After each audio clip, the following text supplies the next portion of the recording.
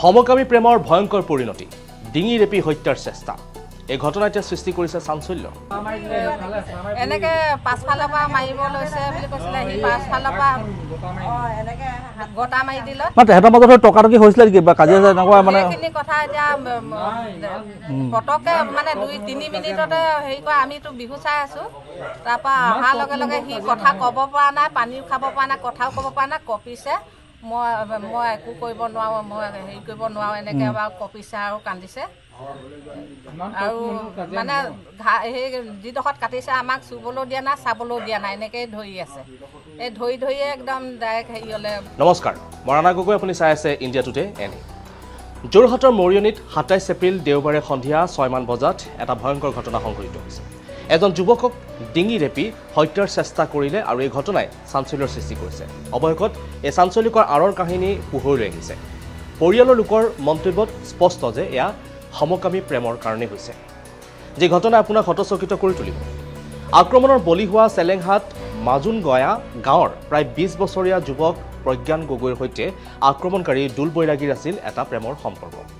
প্ৰজ্ঞানৰ সৈতে 2 বছৰ পূৰ্বে ফেচবুক যোগে চিনাকি হৈছিল মাজুলীৰ বনগাঁৱৰ দুল বৈৰাগী যোৰহাট নগৰত থকা দুল বৈৰাগীয়ে কাম দিয়াৰ প্ৰতিশ্ৰুতিৰে প্ৰজ্ঞানক মাতি নি নিজৰ লগতে ৰাখিছিল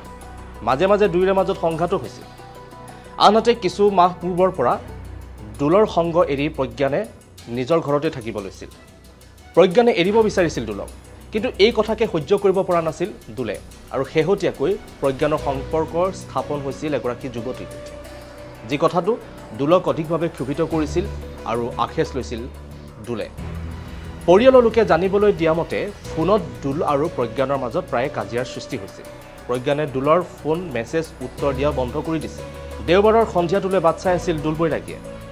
বৈৰাগীয়ে তাৰ পাছতে ফোন কৰিছিল প্ৰজ্ঞানক তহঁতৰ ঘৰৰ ওচৰতে আছো তোক এবাৰ চাবলৈ মন গৈছে এই ধৰণে কৌশলেৰে মাতি পঠাইছিল প্ৰজ্ঞানক আৰু তাৰ পাছতেই কৰিছিল ঘটনাটো এখন মটৰ চাইকেলত অহা দুলে কথা পাতি থকা অৱস্থাতে প্ৰজ্ঞানৰ কটৰকিতে কঁকালৰ পিছফালে লুকুৱাই অনা চুৰিখনে ডিঙি ৰেপি হত্যাৰ চেষ্টা চলাইছিল কোনোমতে প্ৰাণ ৰক্ষা কৰি সেই স্থান ত্যাগ কৰে আৰু পৰিয়ালক গোটেই ঘটনাটো সন্দৰ্ভত অৱগত কৰে প্ৰজ্ঞানে পৰৱৰ্তী সময়ত পৰিয়ালৰ লোকে প্ৰজ্ঞান গগৈক চিকিৎসালয়ত ভৰ্তি কৰায় সম্প্ৰতি দুল পলাতক অৱস্থাত আছে বুলি জানিব পৰা গৈছে আৰু আৰক্ষীয়ে অভিযান আৰম্ভ কৰিছে প্ৰজ্ঞান গগৈৰ ভনীয়েকে গোটেই ঘটনাটো সন্দৰ্ভত সংবাদ মাধ্যমৰ আগত বৰ্ণনা কৰিছে আমি ভগ্নীৰ মন্তব্যটো আপোনালোকক শুনোৱা ল'ব বিচাৰিম এবাৰ কি কৰিলে দাদাক কিবা ফটো এখন দেখি কি হয় ফটো মই নাজানো বাৰু কাৰ লগত মৰা সম্ভৱ বেলেগ এজন ল'ৰা নহ'লে বেলেগ এজন ছোৱালী মানে দাদা বেলেগৰ লগত থকাটো সি সহ্য কৰিব নোৱাৰিছিলে মানে হেনুকা হৈ গৈছিলে তাৰ মনটো তাৰপিছত সেই ফটোখন দেখি তাক দুথাপৰমান মাৰিছিলে তাৰপিছত দাদাই ফোন কৰিলে ঘৰলৈ মোক এনেকৈ মাৰিছে তাৰপিছত আমি এনেকৈ সি আহিলে ঘৰলৈ তাৰপিছত ময়ো ক'লোঁ তেতিয়া তাক কৈছোঁ কিবা এনেকৈ কৈছোঁ আৰু মানুহ মাৰিছে আমুক তামুক দেখি কৈছোঁ তাৰপৰা সি পাছদিনাখন মই নথকা অৱস্থাত আমাৰ মাহঁতে সি ক্ষমা বিচাৰি আহিলে আমাৰ দেউতা ভৰিটো ধৰিছে কৈছে মই নাছিলোঁ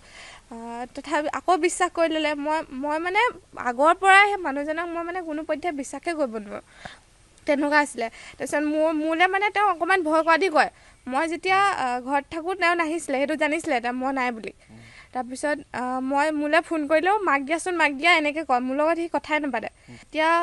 আমাৰ দাদাই যিহেতু বুজি উঠিছে যে সি তাৰ প্ৰতি আমাৰ দাদাৰ প্ৰতি অকণমান বেছিকৈ এট্ৰেক্টিভ হৈ গৈছে সেইটো কাৰণে আমাৰ দাদাই মানে কি কৰিলে ফোন কৰিলে ৰিচিভ নকৰা হৈ গৈছে এনেকৈ কথা পতাটো অলপ কমাই দিছে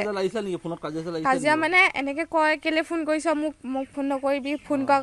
ৰিচিভ কৰাৰ কাৰণে তই চল পাইছ নি এনেকৈ টকাটকি লাগি থাকে দুটাৰ মাজত তাৰপৰা এনেকৈ কালিও কথা পাতিছিলে নেকি ফোনত কালি মই শুনা নাই পৰহি দিনাখনি শুনিছোঁ গধূলি ৰাতি 9:30 বজাত কৈছে তই মোক ফোন কৰি নাথাকিবি এনেকৈ অকণমান টকাটকি লাগিছে আৰু তাৰপিছত আমাৰ দাদাই যোনটো তাত কাম কৰা বাবদ পইচা চাগে অলপ আছিলে এনেকৈ হেৰি কৰি পিনি ঘৰৰ পৰা পইচা মিলাই পিনি এটা মোবাইল লোৱাৰ কথা আছিলে মোবাইলটো সি ঠগিছিলে দাদাক আমুক দিনাখনি দিম পইচা তামুক দিনাখনি দিম এনেকৈ ঠগিছিলে সেইটো কাৰণেও আমাৰ দাদাই অকণমান হেৰি পাইছিলে আৰু তেতিয়াৰ পৰাই মানে বিশ্বাস নকৰিছিলে আৰু তেতিয়া মানে কথা পাতিবলৈ বন্ধ কৰি দিছিলে সি ফোন কৰি থাকে সি মানে ফোন নকৰিলে নোৱাৰা টাইপৰ কথা হৈ গৈছিলে নি সদায় ফোন কৰি থাকে দাদা ঘৰত আছেনে মোক ফোন কৰে মই দাবী চাবি দিওঁ তাৰপিছত কালি দিনত মই কথা পতা ইমান শুনা নাই গধূলি পাতিছিলে যদিও মই ইমান এটা গম নাপাম ঘটনাটো হৈছে মই নাছিলোঁ বিহু চাবলৈ গৈছিলোঁ 7:31 মানত সি মোলৈ মেছেজ কৰিছে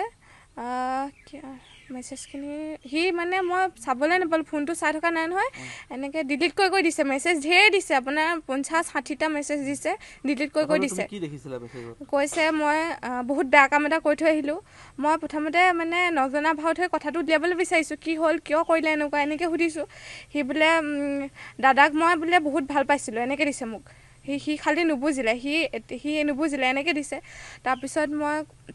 ক'লোঁ আপুনি বোলো মানুহ মাৰিব পাৰে আপোনাৰ এনে মই পৰিস্থিতি পৰিলে চব কৰিব পাৰিম বোলে বাধ্য কৰিলে মোক এনেকৈ কৈছে সি গতিকে শেহতীয়াকৈ যোৰহাটত দেখা পোৱা গৈছে কেইবাটাও বিক্ষিপ্ত ঘটনা সংঘটিত হোৱা আৰু কালি যি ঘটনা সংঘটিত হ'ল সমকামী প্ৰেমৰ ভয়ংকৰ পৰিণতি এই ঘটনাই এতিয়া যোৰহাটত বাৰুকৈ চাঞ্চল্যৰ সৃষ্টি কৰিছে